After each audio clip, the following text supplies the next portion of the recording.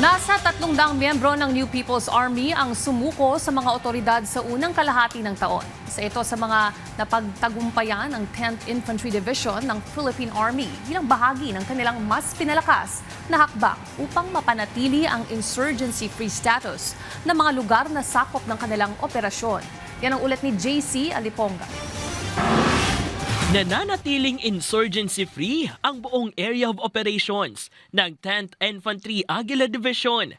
Ito ay matapos malinis na sa presensya ng mga rebelding grupo. Ang lahat ng 84 na lungsod at bayang sakop nito. Patuloy rin ang pagsuko ng mga hindi na aktibong miyembro ng New People's Army.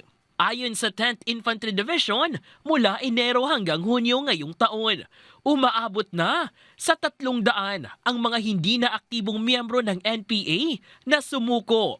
Kasama rin sa isinuko ang nasa 170 na high-powered firearms at 20 improvised explosive device o IEDs. Patuloy din na hinihikayat ng 10th Infantry Division ang mga natitira pang miyembro ng NPA na sumuko at talikuran ang armadong pakikibaka.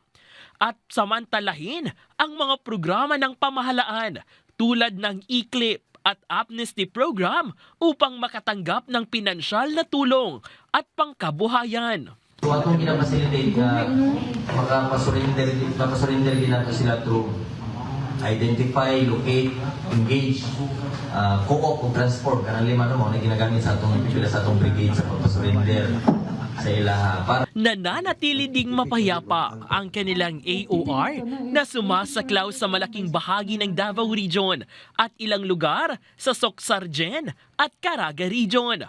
Patuloy rin ang kanilang pakikipagtulungan sa iba't ibang ahensya ng pamahalaan upang mapanatili ang kapayapaan, seguridad at territorial defense sa mga nasasakupang lugar. Hello, isa Diyos, wala paghapon tayo reported nga mga infiltration or encroachment, PICAS or other armed threat groups nga mosulod sa atong area. So nagpabiling zero active NPA units ta sa atong area gihapon. So sa kasalukuyan, nakatutok na ang 10th Infantry Division sa Territorial Defense Operations kung saan mas pinalakas nila ang pagbabantay laban sa mga posibleng banta mula sa labas ng bansa.